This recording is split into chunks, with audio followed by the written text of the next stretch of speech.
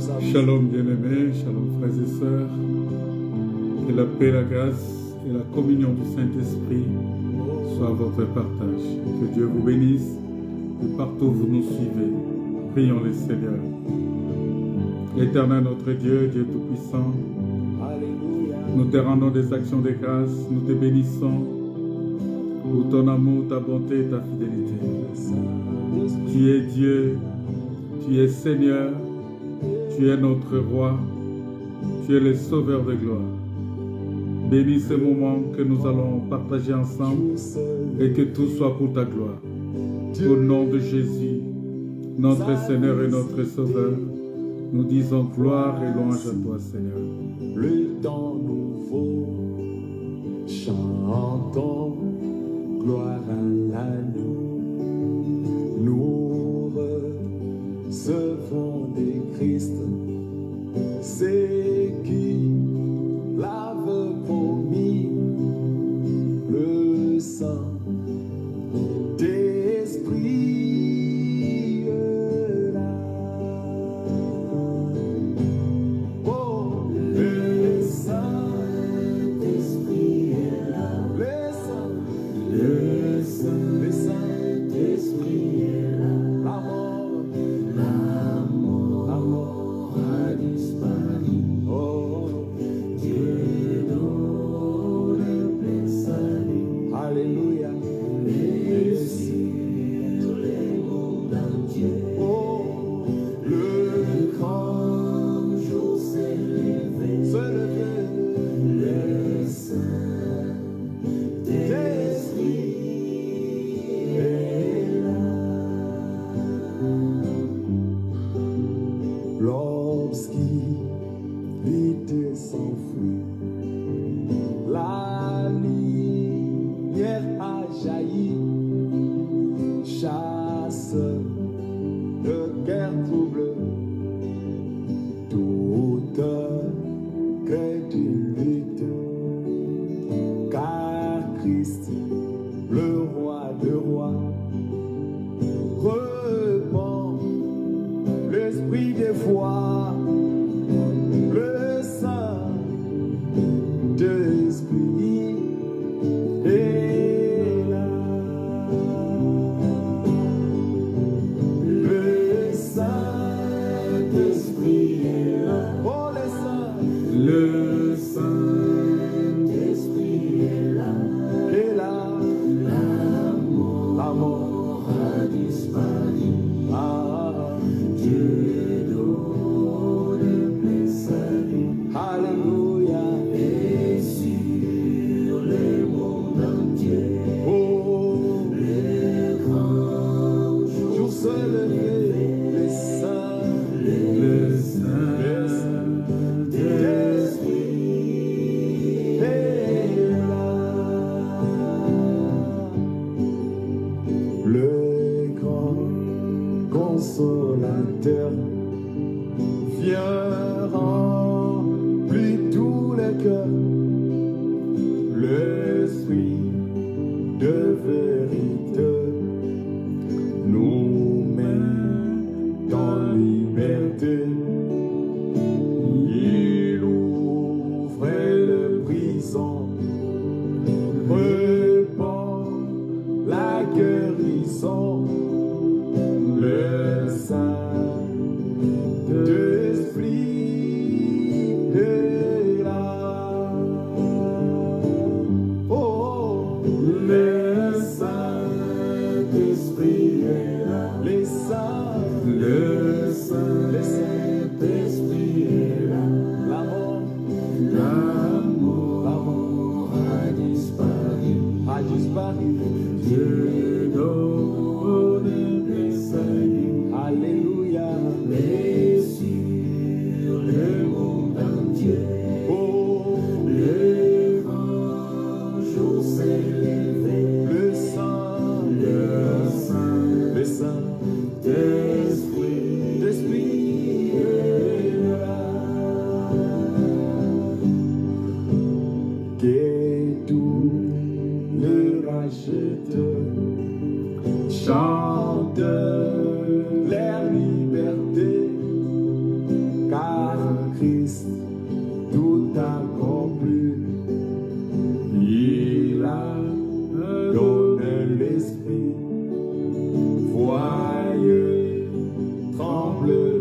l'univers, car dans tout l'univers, le Saint-Esprit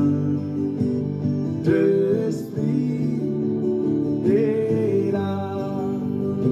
Encore une fois, que le traité, que tout le racheté chante leur liberté. Christ a tout accompli.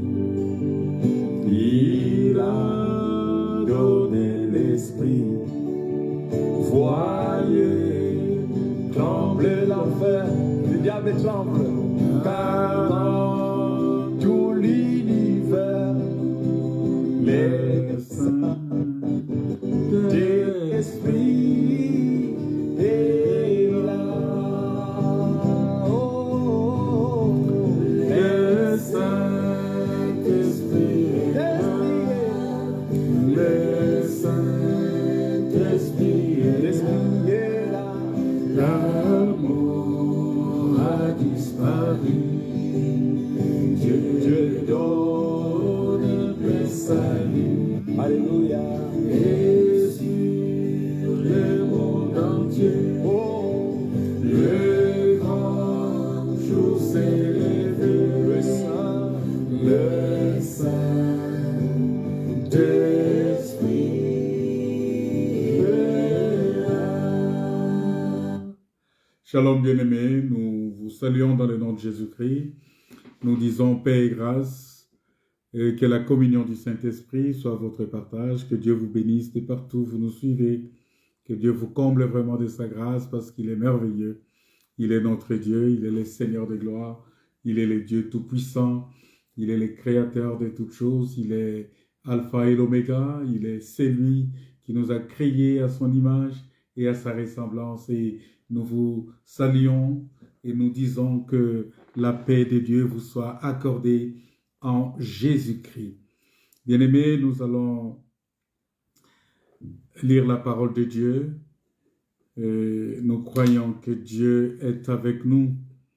Il est avec nous parce qu'il est notre Père, il est notre Dieu, il est le Seigneur de gloire. On va relire encore Ésaïe chapitre 8.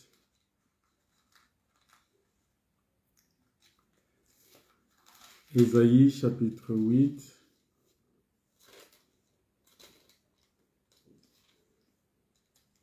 Le verset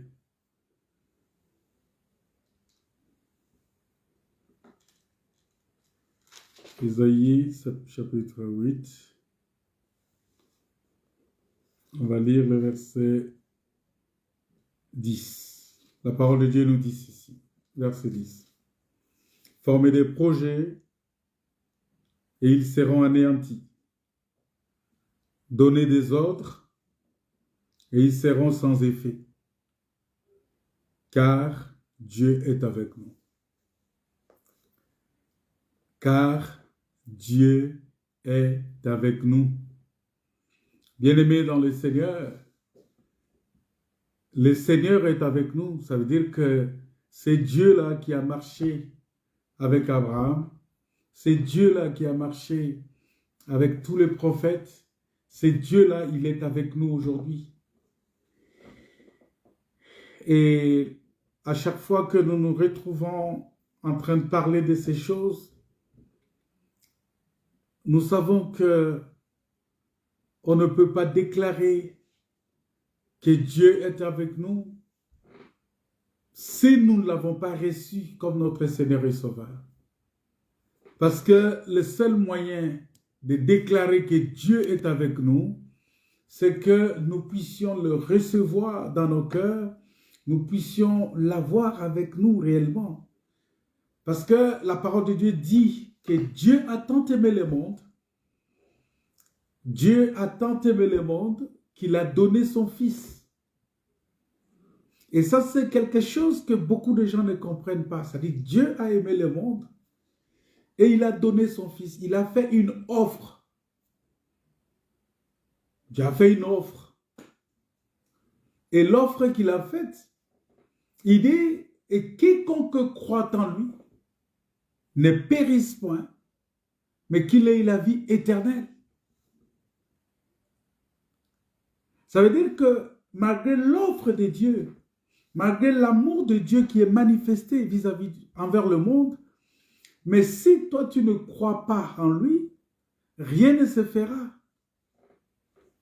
Si toi, tu ne lui donnes pas ton cœur, si toi, tu ne l'acceptes pas, et c'est là où nous allons parler de... On va lire un texte. Psaume 31. Psaume 31.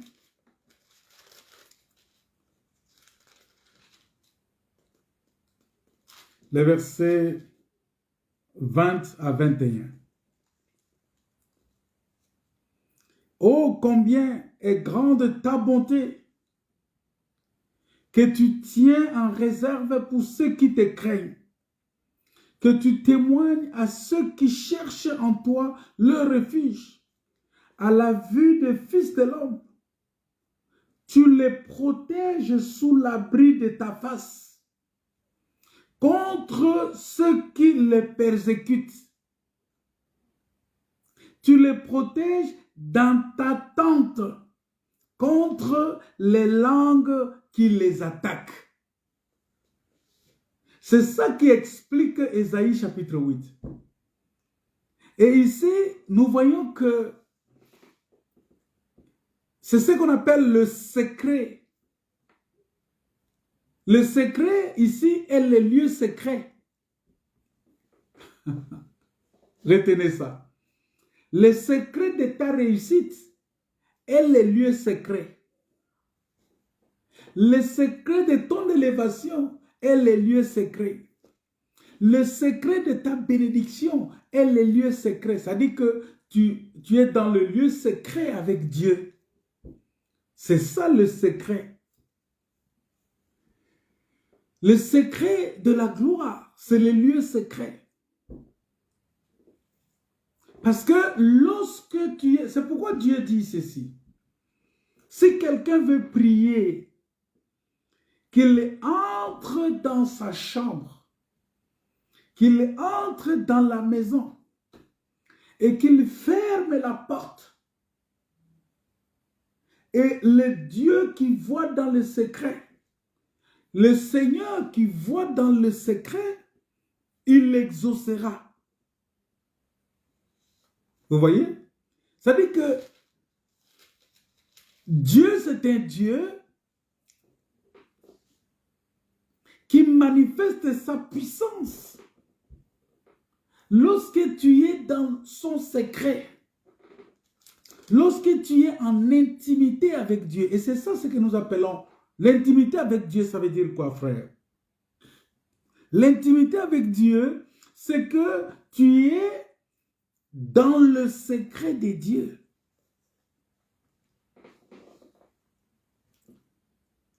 Tu es dans le secret de Dieu.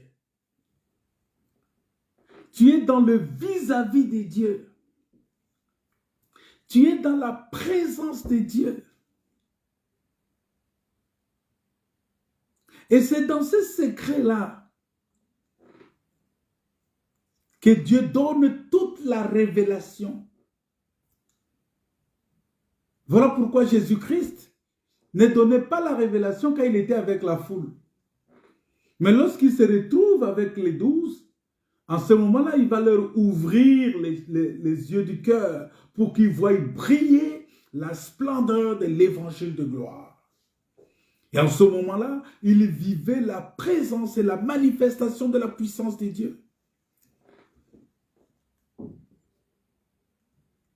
Le secret de la présence de Dieu, c'est les lieux secrets.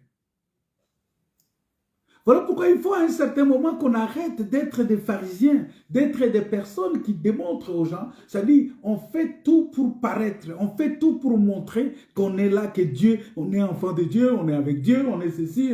Non!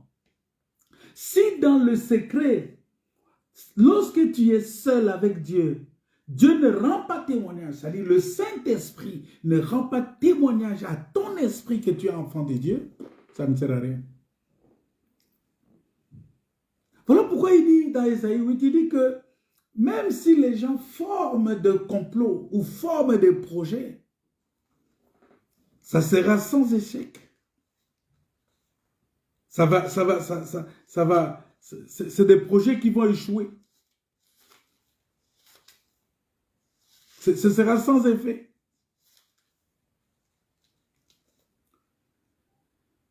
Parce que lorsqu'ils forment des projets, ces projets seront anéantis. Lorsqu'ils donnent des ordres pour qu'on puisse nuire à nous, pour qu'on puisse nous nuire, la Bible dit qu'ils seront sans effet. Et pourquoi ils seront sans effet? Parce que le secret que nous avons est dans les lieux secrets. Voilà pourquoi, dans les lieux secrets, dans les lieux qu'on appelle le Saint des Saints, dans l'intimité, les souverains sacrificateurs qui entraient là-bas, ils se préparaient. Et quand il entrait là-bas, il entrait pour parler parce que dans le secret de Dieu, il y a ce que nous appelons la pensée cachée de Dieu. Il y a ce que nous appelons les desseins de Dieu. C'est ça le secret de Dieu.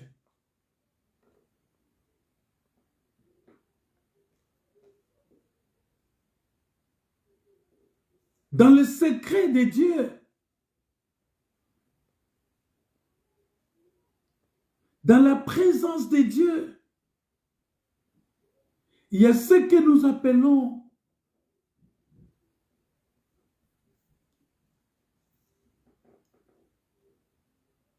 le destin éternel. Voilà pourquoi vous allez voir. On va prendre Genèse. Dans Genèse chapitre 1, verset 1, on dit ceci. Au commencement, Dieu créa les cieux et la terre. La terre était informe et vide. Il y avait des ténèbres à la surface de l'abîme. Et l'Esprit de Dieu se mouvait au-dessus des eaux. Maintenant, Dieu dit que la lumière soit et la lumière fut. Dieu vit que la lumière était bonne et Dieu sépara la lumière d'avec les ténèbres. Dieu appela la lumière jour et il appela les ténèbres nuit. Ainsi, il y eut un soir et il y eut un matin. On nous dit ici que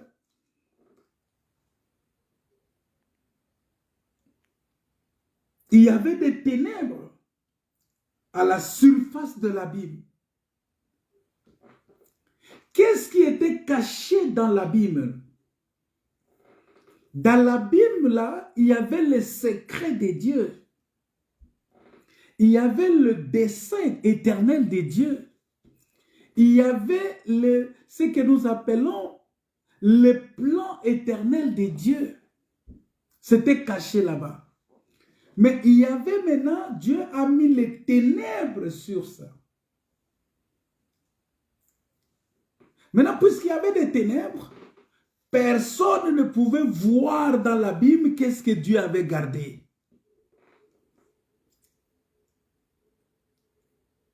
L'abîme là, c'est comme toute une vallée. Et c'est comme toute une vallée. Maintenant, la vallée là est entre les deux montagnes. Il y a la première montagne qu'on appelle la montagne de Sinaï et la deuxième montagne qu'on appelle la montagne de Sion. C'est-à-dire la montagne de la souffrance et la montagne de la gloire. Maintenant, à l'intérieur de cette montagne, là, dans la vallée de cette montagne, il s'est passé beaucoup de choses. Dieu a enfoui la grâce là-bas. Dieu a enfoui les bénédictions là-bas. Dieu a mis des choses là-bas qu'il fallait que la lumière vienne éclairer cela. Mais la lumière devrait éclairer ça à quel moment?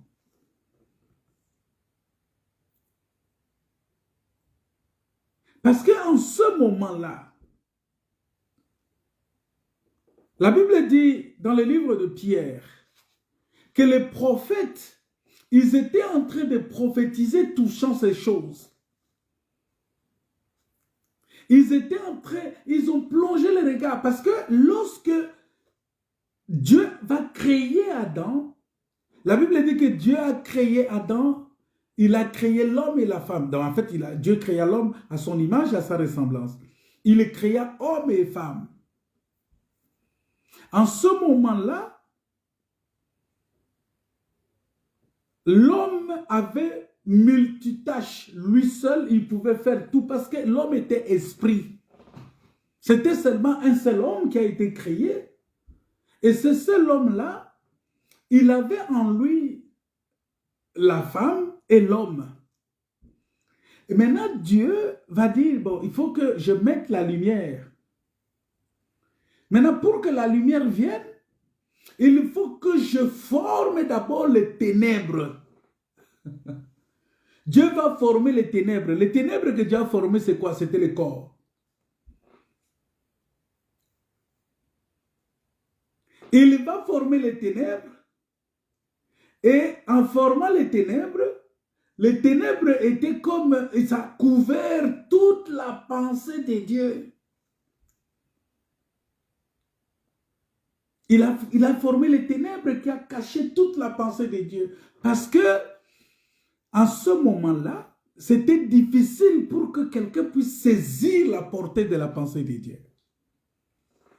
Alors, qu'est-ce que Dieu va faire? Il va ramener la lumière dans les ténèbres. La lumière que Dieu a amenée dans les ténèbres, c'était quoi? C'était le souffle du Tout-Puissant. Il va souffler dans l'homme. Et l'homme va devenir une âme vivante. C'est-à-dire, l'homme reçoit la lumière. Et quand il reçoit la lumière, il devient une âme vivante. C'est en ce moment-là que Dieu commence à lui donner les enseignements.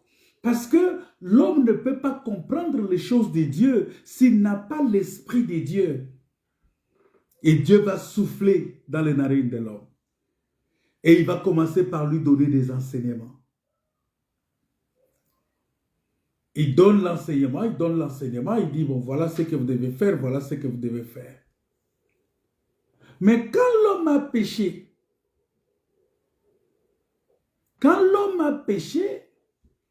Dieu a caché encore.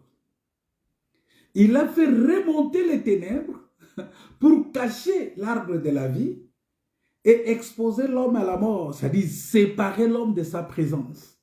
L'homme ne pouvait plus vivre dans la présence de Dieu, l'homme ne pouvait plus être avec Dieu. C'est ça quand Dieu dit que Dieu s'est repenti, c'est-à-dire il s'est repenti d'avoir créé l'homme. Il a dit, il s'est repenti d'avoir créé l'homme. Parce que l'homme était Dieu. Il était Dieu dans le jardin d'Éden. Maintenant, quand il a porté le péché, quand le péché est entré, il fallait que cet homme-là soit mis à l'écart.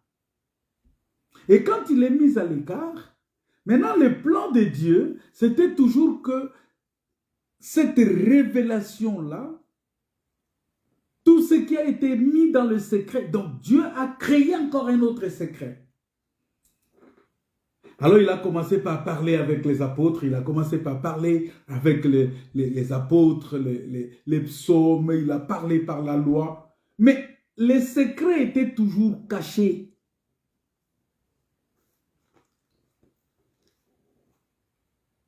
Les secrets étaient toujours cachés et personne n'était en mesure de recevoir la révélation de ces secrets-là. C'est ce que Dieu a dit. Dieu va dire quelque part, il va dire quelque chose, il va dire, mais écoutez, le mystère de Dieu, le mystère qui a été caché pendant tout le temps, ce mystère-là aujourd'hui est révélé.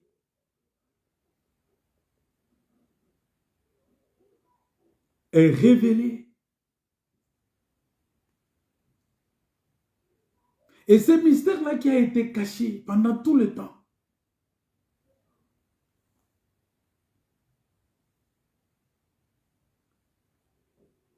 a été révélé. Mais révélé par qui? On va lire Colossiens chapitre 1, verset 26. Colossiens 1, verset 26.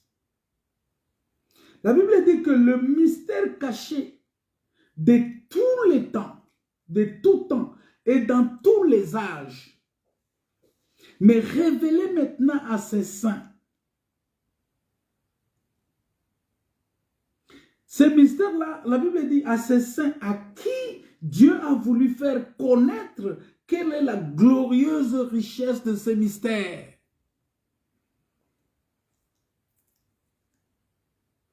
Parmi les païens, parmi les ténèbres.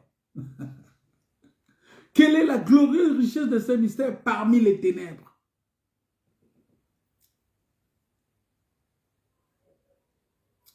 Alléluia. Il est parmi les ténèbres. Ces richesses-là, qui sont cachées, enfouies, c'est comme la perle, c'est comme la pierre précieuse, mais qui est cachée quelque part, qui est cachée, qu'on a creusé la terre, on a caché ça dans la terre. C'est ce que nous avons lu le dimanche dans le livre de Job, chapitre 22, verset 28.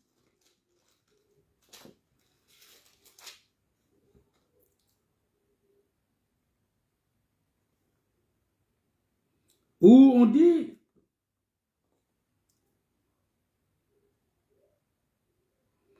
on a lu ça, verset 24, on a dit, jette l'or dans la poussière, l'or d'Ophir parmi les cailloux des torrents, et le Tout-Puissant sera ton or, ton argent, ta richesse. Vous voyez? C'est-à-dire qu'on prend la richesse là, on prend cette grâce-là, cette richesse-là, qu'on appelle l'or, l'argent,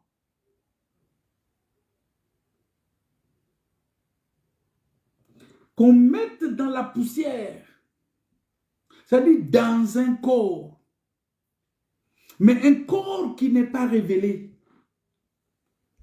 Et personne ne pouvait voir ça. Personne ne pouvait voir que l'or est dans le corps. Mais il fallait maintenant un temps pour que cela soit révélé. Et c'est ce que Colossiens chapitre 1, verset 26 nous explique. Pour dire que le mystère caché de tout temps et dans tous les âges, c'est-à-dire que de toutes les époques, de tous les temps, ce mystère-là a été caché. Et ce mystère-là qui a été caché, mais aujourd'hui révélé, maintenant révélé à ses saints. À qui Dieu a voulu faire connaître quelle est la glorieuse richesse de ce mystère parmi les païens. Vous voyez, c'est-à-dire que cette richesse-là qui est mise dans la terre, cette richesse-là qui est mise dans les ténèbres. C'est ce que Dieu a dit, Jésus a dit, que la lumière a lui dans les ténèbres, mais les ténèbres ne l'ont pas connu. Ici, il prend cette portion de ténèbres ici, explique Israël. Or, le monde entier était ténèbres, que ce soit Israël, que ce soit nation. Mais les ténèbres qui ne l'ont pas reconnu, les siens qui ne l'ont pas reconnu, c'est Israël qui ne l'a pas reconnu. Maintenant, une autre portion des ténèbres va reconnaître maintenant la lumière là. Voilà pourquoi, lorsque les ténèbres là vont recevoir cette lumière, la lumière va chasser les ténèbres et la lumière va resplendir. C'est-à-dire, on ne voit plus les ténèbres, mais on voit la lumière. Voilà pourquoi aujourd'hui, l'Église, les nations, la nation qui a reçu Jésus-Christ, on ne voit plus cette nation-là, mais on voit Christ à travers cette nation. Voilà pourquoi, au lieu de voir les hommes, au lieu de voir les pays, on voit l'Église. On voit l'Église. Voilà pourquoi, qu'est-ce qui est dit? Le mystère là parmi les païens, c'est quoi? On dit, ce mystère-là, c'est savoir Christ en vous, l'espérance de la gloire. Vous voyez, ça veut dire que le mystère là est révélé par le fait que Christ est en nous maintenant.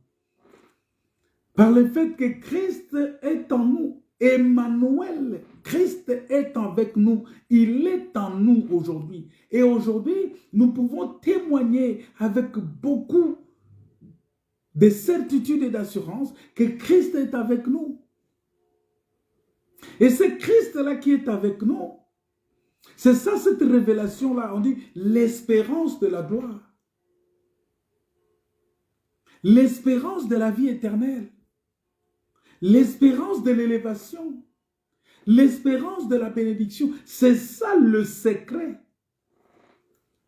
Et on dit ici que le secret est les lieux secrets. C'est ça que je vous ai dit. Retenez ça. Que le secret, c'est les lieux secrets. Donc, pour découvrir toute la richesse de ce qui est dit, bien-aimé dans le Seigneur, il faudra mettre sous la loupe. Il faudrait porter la loupe. Pour comprendre, pour voir Christ dans les Écritures. Parce que Dieu s'est caché. Il est rentré dans le secret.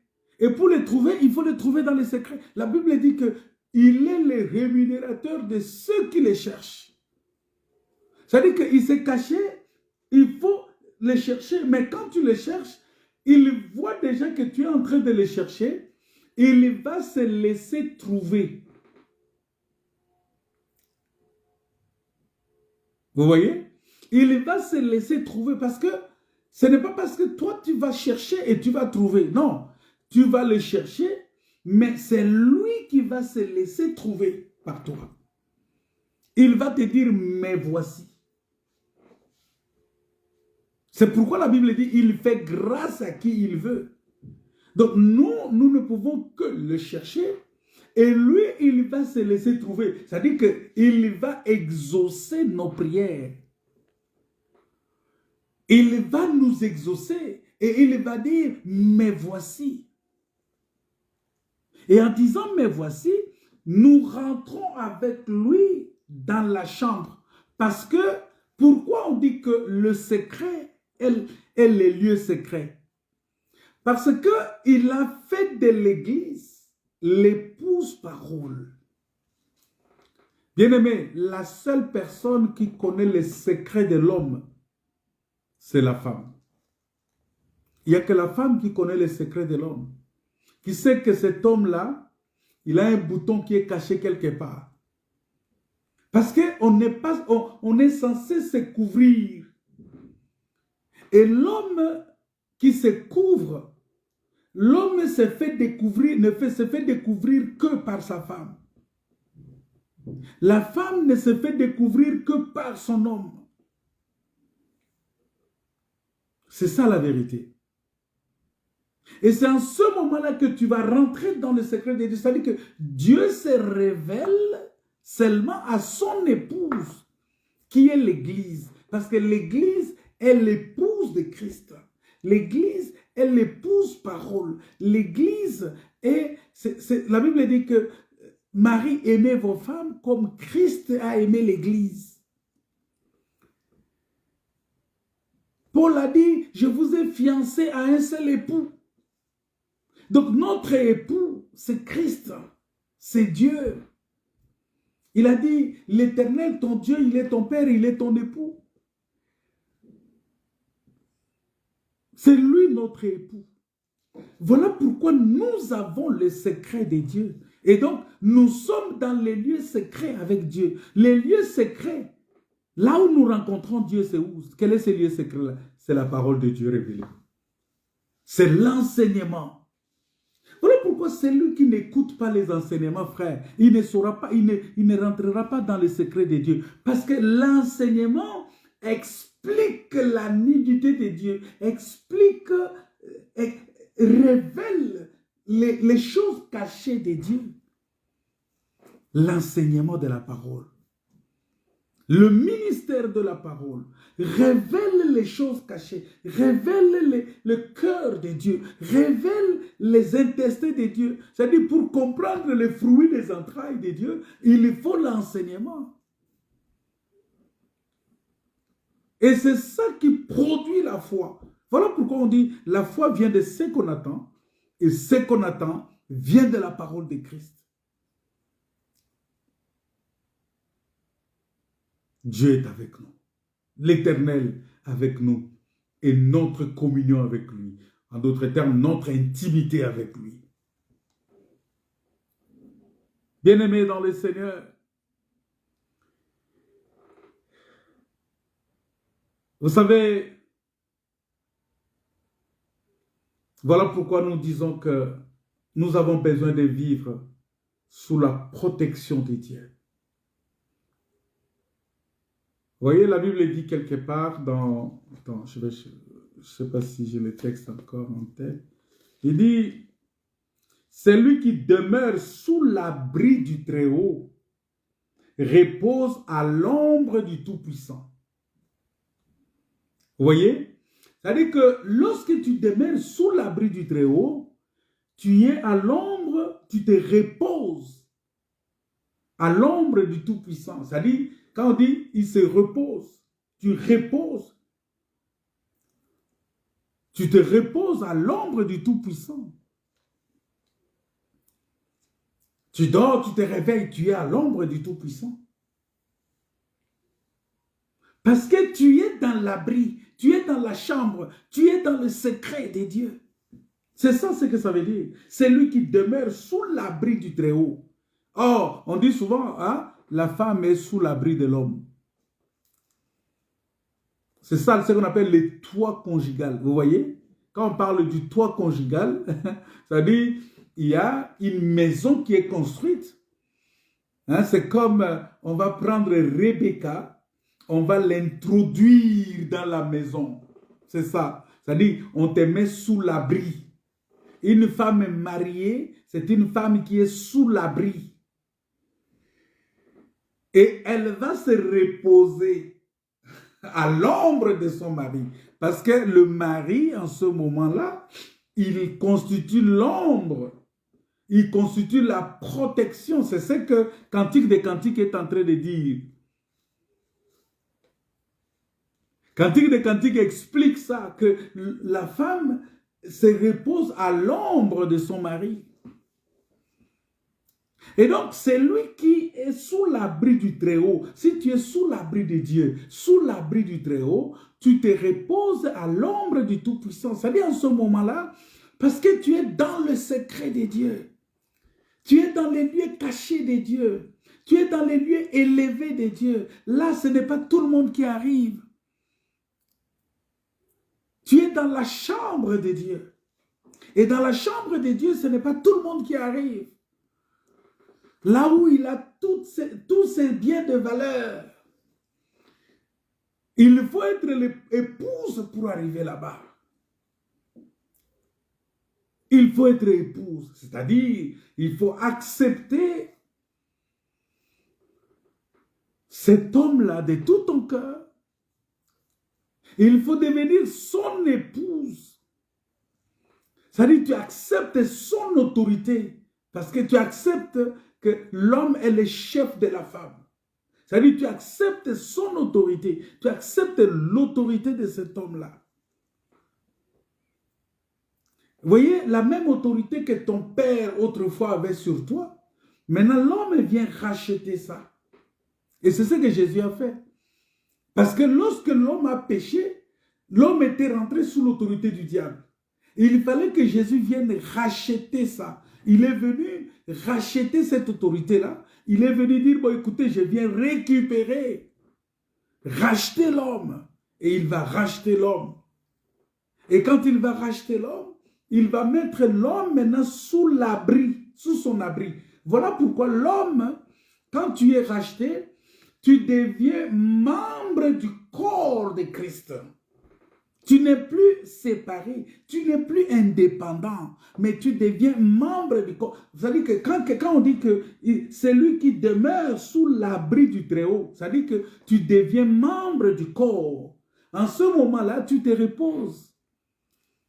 Et la personne qui va travailler pour toi, c'est qui? C'est Christ qui va travailler pour toi. C'est lui qui va tout faire. C'est lui qui va agir.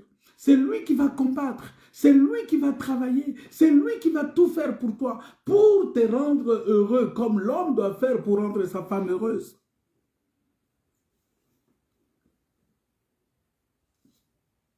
Le mystère caché de tout temps. Le mystère caché de tout temps. Et ce mystère-là, aujourd'hui, est révélé au sein. C'est révélé au sein. C'est révélé aux enfants de Dieu. C'est révélé à tous ceux qui... C'est-à-dire que c'est ça ce que nous appelons le secret de Dieu. Est-ce que tu es dans les secrets de Dieu, mon frère? Les secrets, c'est les lieux secrets. Le secret de la gloire, c'est les lieux secrets. Le secret de la bénédiction, c'est les lieux secrets. Le secret de l'exaucement, c'est les lieux secrets.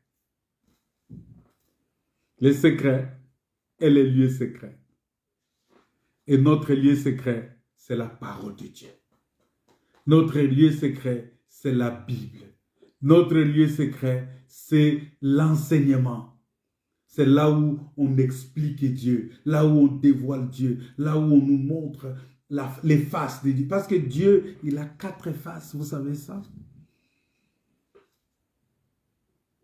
Il a 4 faces. C'est comme Jacob qui avait 4 femmes. Il avait 2 femmes et 2 servantes qui faisaient 4 femmes. C'est comme les jardins d'Éden qui recevaient l'eau des 4 fleuves.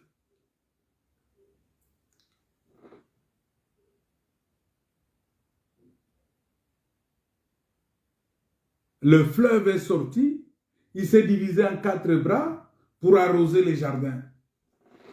C'est ça ce que Dieu va dire. L'apôtre Paul va dire que est-ce que si je viens à vous, je viens parler en prophétie, en connaissance, en révélation et en doctrine, ces 4 faces-là. Voilà pourquoi lorsqu'on explique, c'est ça notre évangile, que nous appelons l'évangile de gloire, ou l'évangile éternel. Quand on parle de l'évangile éternel, ça veut dire un évangile qui n'a pas de fin. Un évangile qui n'a ni commencement ni fin. Un évangile qui explique la profondeur de Dieu. Un évangile qui explique l'éternité. Pourquoi? Parce qu'avec cet évangile, il y a en nous aussi, Dieu quand il vient nous enseigner, c'est pourquoi? C'est pour mettre en nous la pensée de l'éternité. C'est pour mettre en nous la pensée de l'éternité que voilà, vous êtes créés, mais vous êtes éternel. Parce que l'homme, quand il est créé, il est éternel. Dieu a créé l'homme pour être éternel parce que Dieu a créé l'homme à son image et à sa ressemblance. C'est le péché qui est venu ramener l'homme dans le temps. Pour dire, bon, écoutez, puisque tu as péché, tu vas mourir. Et la mort est intervenue en ce moment-là. Mais quand Dieu a créé l'homme, l'homme est éternel. Parce que l'homme était l'ombre de Dieu, l'image de Dieu et la ressemblance de Dieu.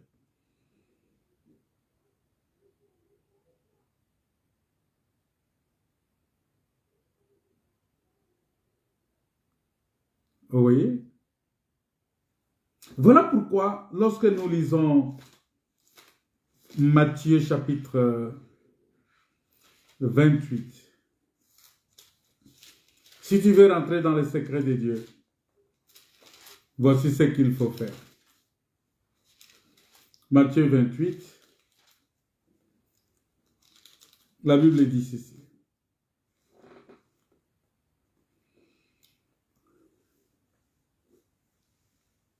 Il dit, allez, faites de toutes les nations des disciples,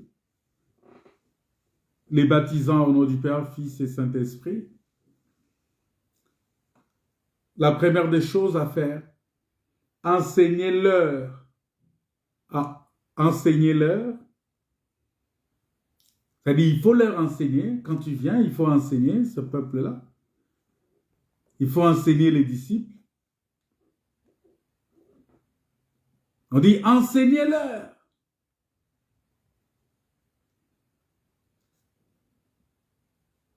Enseignez-leur.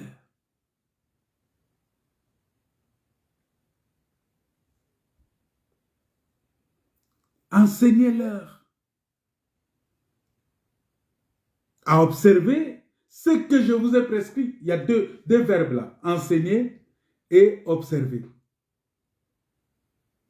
Il y a deux rôles.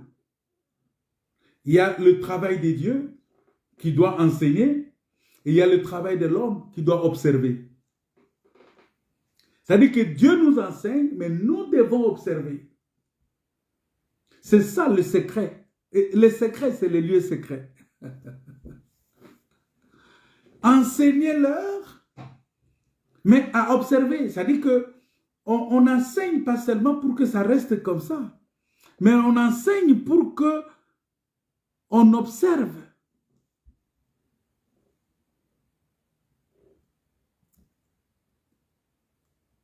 On enseigne pour qu'on observe.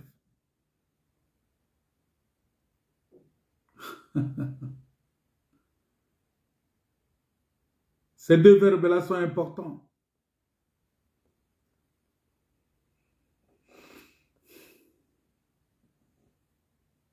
Ces deux verbes-là sont importants.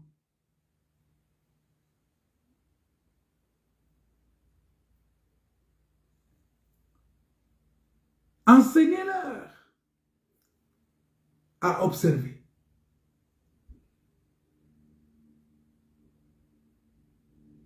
C'est ça le but même d'un disciple. Un disciple doit être enseigné, mais un disciple aussi est appelé à observer. Pourquoi il doit être enseigné? Parce que c'est pour qu'il reçoive la foi. Parce que la foi vient de ce qu'on attend. Et ce qu'on attend vient de la parole de Christ. Vous voyez? C'est dans l'enseignement qu'il va découvrir, qu'il va connaître Dieu. Parce que pour avoir la vie éternelle, il faut avoir la connaissance de Dieu. Et la connaissance de Dieu vient par l'enseignement. Enseignez-leur. Quand tu n'as pas la connaissance de Dieu, tu ne verras pas Dieu. Parce que la Bible dit, la vie éternelle, qu'ils te connaissent, toi le seul vrai Dieu, et celui que tu as envoyé, Jésus-Christ. C'est-à-dire que pour que nous puissions avoir la vie éternelle, nous devons avoir la connaissance. Mais comment on peut avoir la connaissance? Comment on peut comprendre la parole si personne ne nous l'explique? L'évêque éthiopien a dit ça à Philippe. Il a dit, mais comment je peux comprendre ces choses, ce que je lis, si personne ne me l'explique? Voilà pourquoi il ne faut pas fuir l'explication des choses. C'est l'explication des choses qui nous fait comprendre. Et le salut est dans la compréhension. Le salut n'est pas dans la lecture. Le salut est dans la compréhension. Tu peux lire, mais si on ne te l'explique pas, tu ne comprendras pas. Et si tu ne comprends pas, tu ne connaîtras pas Dieu. Et si tu ne connais pas Dieu, tu n'auras pas la vie éternelle. C'est simple. Maintenant, lorsque on t'enseigne, il ne faut pas... C'est ça, c'est que... Vous voyez, quand tu reçois la foi, parce que la première des choses qu'il faut recevoir, c'est d'abord la foi. Ce n'est pas les œuvres. Il ne faut pas chercher à produire les œuvres avant la foi. Donc, parce que tu ne peux pas observer ce que tu ne connais pas. Voilà pourquoi on dit la foi sans les œuvres est une foi morte. Il dit, moi je te montre la foi et les œuvres. Vous voyez? Ça veut dire que quand tu reçois la foi vient de ce qu'on attend. Ce qu'on attend vient de la parole. Maintenant, quand tu reçois la foi, tu dois produire maintenant les œuvres de la foi. Les œuvres de la foi, c'est quoi? Observer ce que je vous ai prescrit. C'est ça les œuvres de la foi. Alléluia. Enseignez-leur à observer tout ce que je vous ai prescrit. C'est-à-dire que pour que tu produises l'œuvre de la foi, il faut d'abord être enseigné. Parce que quand tu es enseigné, tu reçois la foi. Maintenant, quand tu reçois la foi, tu passes maintenant à une autre étape de la production. Voilà pourquoi la vie de Christ est séparée en deux. La vie de Christ sur la terre, je dis bien, est séparée en deux étapes. L'étape d'avant sa mort et l'étape après sa mort. L'étape avant sa mort, c'est l'étape qu'il a enseigné les apôtres. L'étape après sa mort, c'est l'étape où les apôtres ont appliqué ce qu'il les a enseignés. Il leur a enseigné, il leur a transmis. Vous voyez? C'est ça, ces deux étapes-là. Donc, l'étape avant sa mort, c'est l'ancienne alliance, c'est le sacerdoce lévitique. Le sacerdoce royal, c'est le sacerdoce de la mise en pratique. C'est le sacerdoce d'observer ce que Dieu a prescrit. C'est le sacerdoce de faire tout selon le modèle de Dieu. C'est le sacerdoce de faire tout selon ce qui est écrit. Et c'est ça. C'est pourquoi Jésus a agi en deux étapes dans ce monde, sur la terre. Il est venu sur la terre, il a agi en deux faces. Il est venu agir dans la face de Jésus né de Marie, qui l'a conduit jusqu'à la mort. Et quand il est mort, il est monté au ciel. Il a fait 10 jours. Vous allez voir, la parole de Dieu dit, vous aurez la tribulation de 10 jours. On aura le temps d'expliquer les 10 jours là. Peut-être un autre jour. Et après 10 jours, il revient. C'est toujours le même Jésus là, parce qu'il a dit, il faut que je m'en aille et que je vous envoie. C'est-à-dire, le dire que je vais et que je vous envoie, ça veut dire quoi? Ça veut dire que le corps que vous avez vu sera ôté du milieu de vous et je vais revenir sous une autre forme. C'est-à-dire que, parce que c'est le Père qui envoie tout ça. Le Père a envoyé le Fils, le Père envoie le Saint-Esprit. Jésus, dans sa dimension de Père, il agit, il vient comme Fils. Et dans sa dimension de Père encore, parce que quand il meurt, il remonte, il reprend sa forme de Père, parce que c'est le Père qui envoie. Le Fils n'envoie pas, c'est le Père qui envoie. Alors, il monte et il prend la place de son... Il reprend, il monte dans sa gloire. Et il envoie encore le Saint-Esprit. C'est toujours le même Jésus là qui était né de Marie, qui est revenu comme Saint-Esprit. C'est lui, c'est toujours lui. Il est revenu comme Saint-Esprit. Il est venu maintenant pour appliquer, pour observer ce que Jésus avait prescrit, ce que Jésus né de Marie avait prescrit. C'est-à-dire que Dieu, dans la chair, a prescrit, Dieu en esprit a appliqué. Vous comprenez? C'est ça, c'est la mathématique de Dieu. Dieu dans la chair a enseigné, c'est comme ça que Dieu descend aujourd'hui dans la chair, dans le corps humain pour enseigner. Mais pour la mise en pratique, c'est le Saint-Esprit, parce qu'il faut que l'Esprit, c'est pourquoi il dit l'Esprit, il vous conduira dans toute la vérité. Il va vous convaincre à ce qui concerne le péché, le jugement et la justice. La mise en pratique, c'est pourquoi les actes des apôtres, quand vous lisez, quand on dit les actes des apôtres, c'est quoi? Ce sont les actes du Saint-Esprit. Les actes de Jésus, les actes du Saint-Esprit. Vous voyez? Et c'est très important de comprendre cela. Et il dit que enseignez-leur à observer tout ce que je vous ai... C'est-à-dire enseigner et après observer.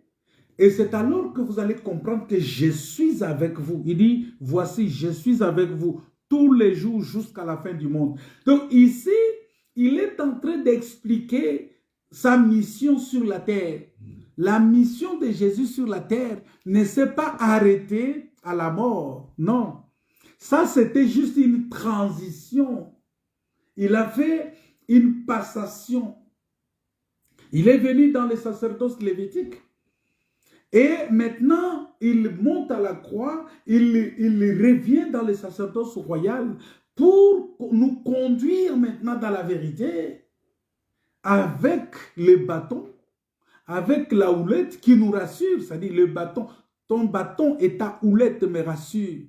Donc, l'enseignement et la prière. Vous voyez le ministère qu'il a donné, c'est pourquoi les apôtres, ils ont dit ça dans Actes des apôtres, ils ont dit que choisissez des hommes qui vont s'occuper de certaines choses, les diaconats, tout ça, l'argent, l'administration, toutes ces choses, la distribution.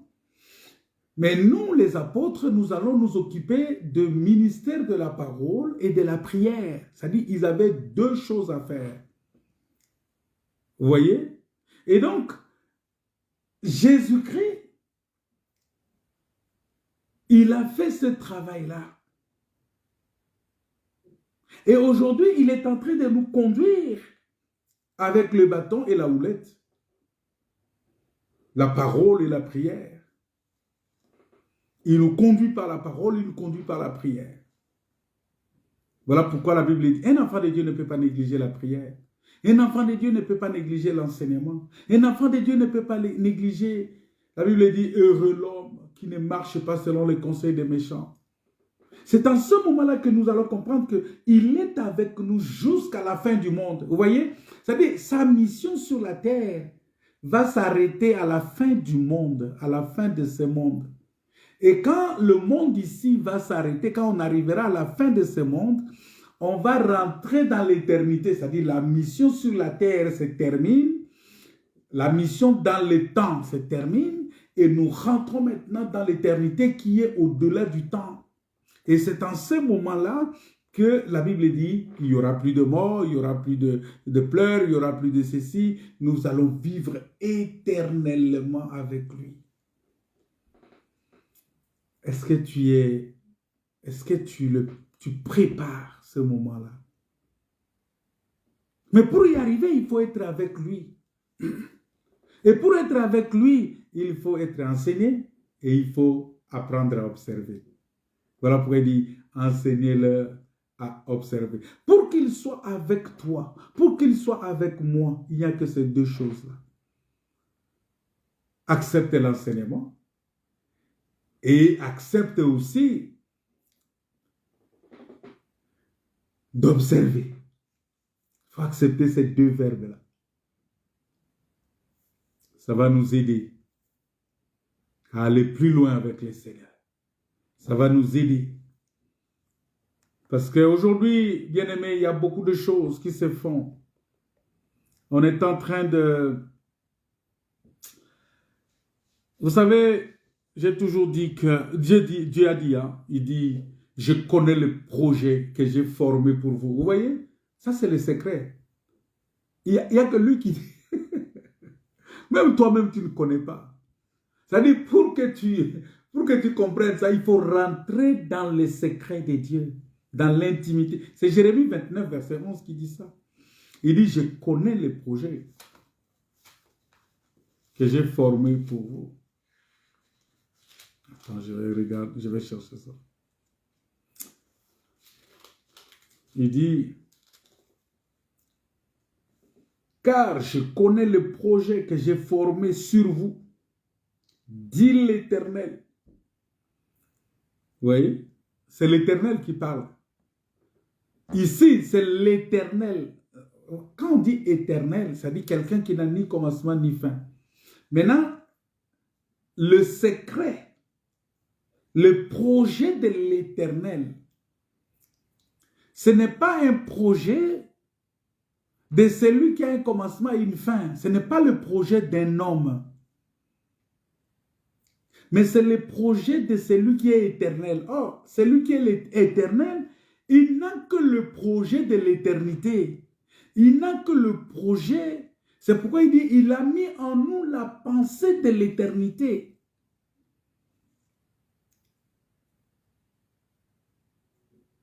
Donc, pour comprendre cela, il faut rentrer dans le secret. Il dit, car je connais le projet que j'ai formé sur vous, dit l'Éternel, projet de paix, non de malheur. Vous voyez? Or, quand on parle de projet de paix seulement et non de malheur, alors que nous savons que dans ce monde, le malheur atteint souvent le juste, mais l'Éternel en délivre toujours. Mais quand il parle de projet de paix ici, ce n'est pas un projet qui est de ce monde. Voilà pourquoi Jésus a dit, je vous donne la paix, je vous laisse ma paix, pas comme le monde le donne. C'est-à-dire ici, c'est une question de paix éternelle, la paix de l'éternel. Or, la paix de l'éternel, on ne peut la trouver que dans la parole de Dieu, dans la communion avec Dieu, dans la vie à Dieu. C'est-à-dire qu'en ce moment-là, tu n'existes plus et c'est Dieu qui vit en toi. Toi et Dieu, vous parlez le même langage. C'est ça la paix. Et Dieu, c'est Dieu qui agit, c'est Dieu qui travaille, c'est Dieu qui fait tout à ta place. Parce que tu es déjà dans l'abri, tu es sous l'abri du Très-Haut et tu te reposes à l'ombre du Tout-Puissant. C'est-à-dire tu te reposes. Il dit, venez à moi, vous tous qui êtes chargés, et je vous donnerai du repos. Vous voyez? C'est ça le projet de paix. Il dit, venez, je vous donnerai du repos. Pour avoir le repos, il faut être sous l'abri du Très-Haut. Or, l'abri du Très-Haut, c'est ça, c'est le secret de Dieu, la maison de Dieu. Il faut être dans la maison de Dieu. Or, la maison de Dieu, c'est le corps Christ.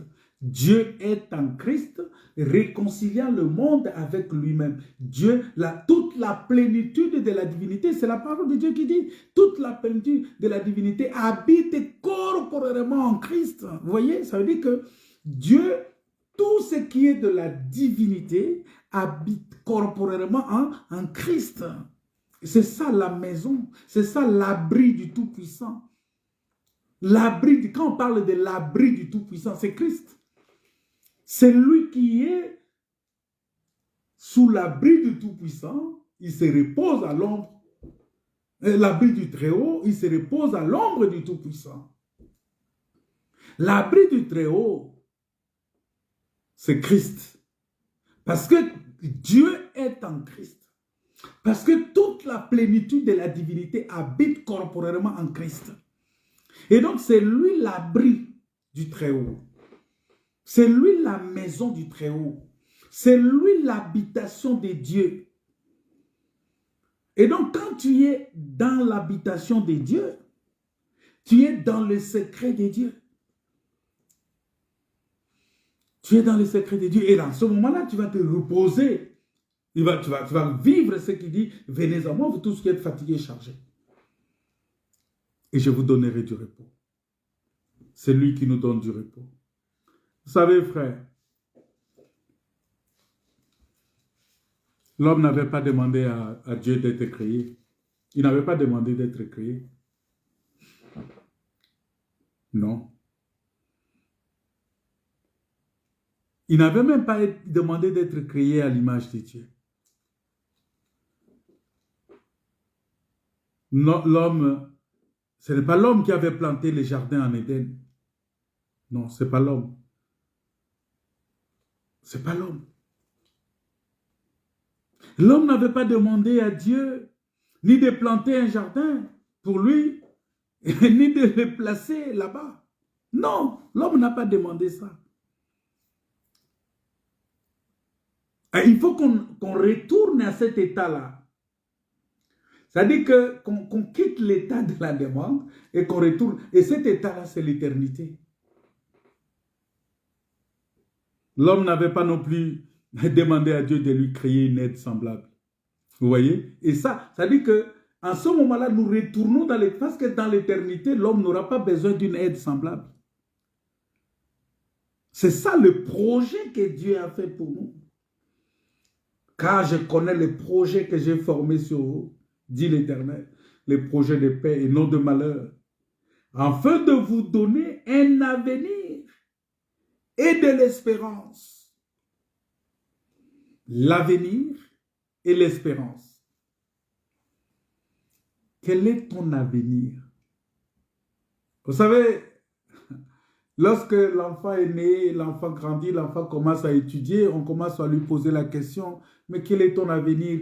Tu sais, j'ai fait tout ça pour ton avenir. L'avenir, ça veut dire que ce qui va arriver dans la suite. Mon avenir, c'est décrit dans le livre d'Apocalypse chapitre 4. Ça veut dire quoi? Ça veut dire qu'après tout cela, après tout ce que je fais, mon avenir, c'est que j'entende une voix comme le son d'une trompette et qui me dit, monte ici. C'est ça, c'est l'avenir que je dois préparer. C'est l'avenir meilleur.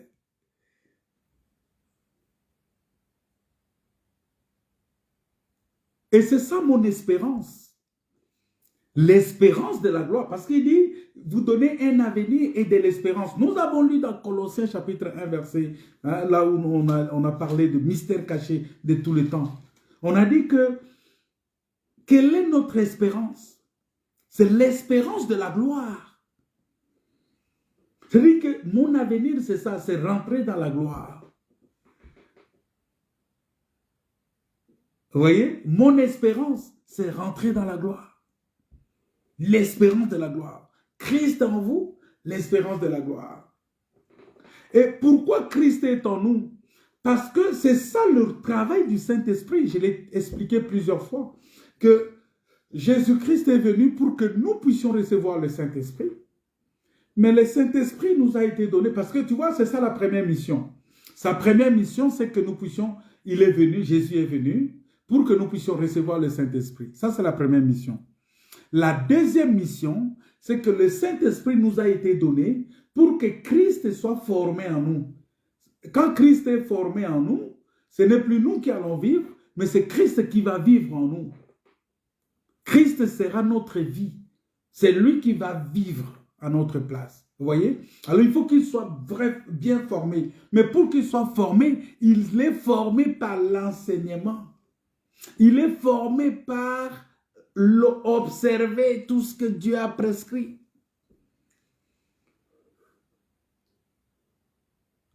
C'est ça. Le secret, c'est le lieu secret. Parce que Dieu lui-même, il avait un plan. Et il a réalisé son plan pour l'homme. Tant que ce dernier est resté dans sa présence, mena une vie d'obéissance. Dieu a réalisé son projet. Il a réalisé son plan. Raison pour laquelle nous devons toujours, je dis bien, toujours, accepter d'être enseigné et accepter d'observer ce que Dieu a prescrit.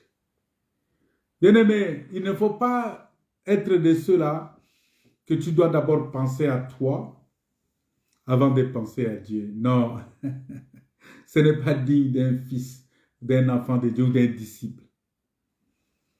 Tu ne dois pas penser à toi d'abord avant de penser à Dieu. Non, il faut d'abord penser à Dieu. C'est ce qu'il a dit. Recherchez premièrement le royaume des cieux et sa justice.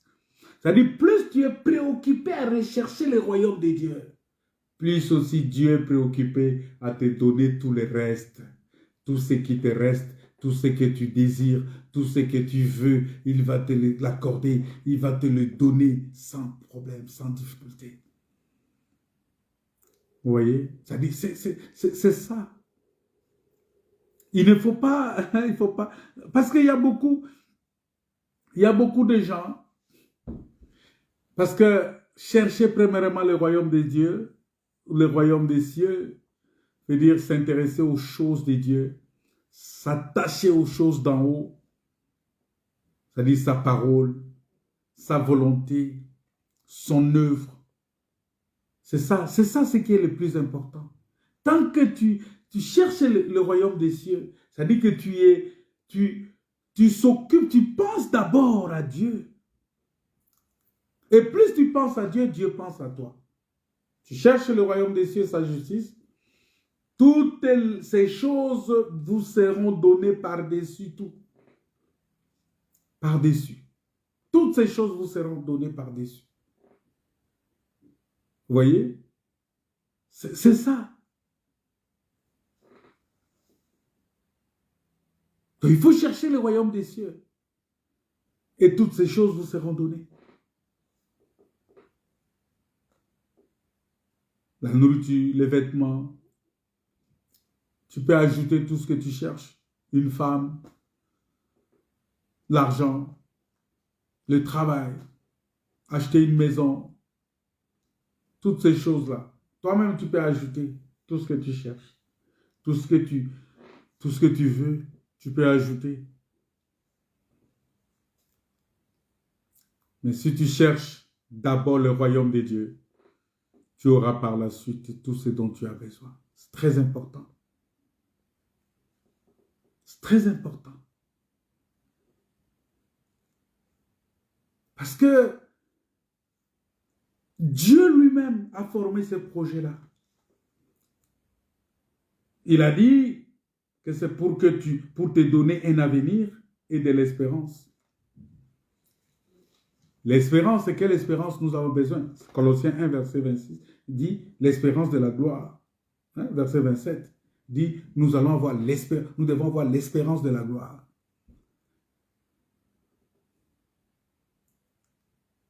Notre avenir, c'est quoi? C'est que nous entendons les sons de la trompette et qui nous voit, nous parle, monte ici.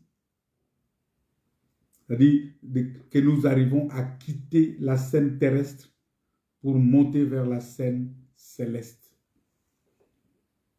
Des choses que nous avons désirées tout le temps. Les désirs de nos cœurs. Les choses que nous avons espérées tout le temps. Vivre dans le royaume de Dieu. Vivre dans la gloire de Dieu. Vivre dans la bénédiction de Dieu. C'est très important. Voilà pourquoi, bien-aimés dans le Seigneur, il est important pour nous de comprendre ces choses. Il est important pour nous de comprendre la gloire de Dieu. Il est important pour nous de comprendre le mystère de Dieu. Il est important pour nous de comprendre la bénédiction de Dieu. Le secret, c'est dans les lieux secrets. C'est dans la présence de Dieu. Ça ne sert à rien de sortir, de dire « Ah, je suis enfant de Dieu, ah, je suis frère. » Dans les secrets. Dans ta conscience, est-ce que Dieu est avec toi? C'est ça le secret. Le secret de la réussite. Les secrets du bonheur, les secrets de tout, c'est dans les lieux secrets, c'est-à-dire là où l'homme ne peut pas voir. Là où tu es seul avec Dieu, c'est là où tu as le secret de ta réussite. Là où tu es seul avec Dieu, là où tu es, oui, tu es dans une intimité avec le Seigneur. C'est là. C'est là. On va prier le Seigneur. J'aimerais vraiment que tu entres dans ta chambre maintenant. Tu entres sous l'abri du Très-Haut. Pour que tu te reposes à l'ombre du Tout-Puissant. Nous avons vu que l'abri du Très-Haut, c'est Christ. Si tu entres en Christ, ce n'est plus toi qui vis, mais c'est Christ qui vit en toi. Tu n'es qu'un membre du corps. Mais la réalité du corps, c'est Christ. Et c'est lui qui va vivre. Et tu seras en ce moment-là dans les secrets de Dieu. Tu seras dans les secrets de la gloire. Tu seras dans les secrets. Ça dit pour dire, j'ai été crucifié avec Christ.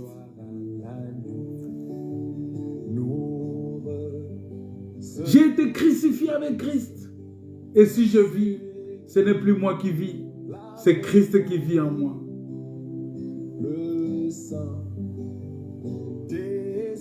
Et tu vas commencer à mener une vie qui va étonner les humains. Tu vas commencer à mener une vie de gloire. Tu vas commencer à mener une vie avec avenir.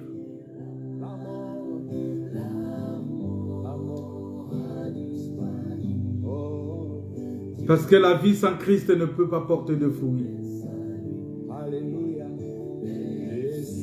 Ça ne peut pas porter de fruits. La seule vie qui peut porter des fruits, c'est la vie avec Dieu, avec Christ. Que Dieu vous bénisse. Que Dieu vous comble de sa grâce. Seigneur notre Père, j'aimerais en ce moment te prier. Te prier pour que je sois dans le secret de Dieu. N'est-ce pas, tu as dit, Seigneur, que si tu veux prier, entre dans les lieux secrets. Et prie ton Dieu qui est dans les secrets. Il t'exaucera. Que ton nom soit glorifié, que ton nom soit béni, que ton nom soit exalté. Manifeste ta puissance et ta gloire. Que la gloire te revienne, Père. Au nom de Jésus. Amen. Si vous avez été béni par ce message, partagez-le à vos amis dans d'autres groupes. Et que la paix, la grâce et la communion du Saint-Esprit soient votre partage. Nous serons encore là le vendredi pour écouter la parole de Dieu. Le salut est dans le secret de Dieu. Soyez bénis. Bonne soirée à vous tous. Et que Dieu vous bénisse. Amen.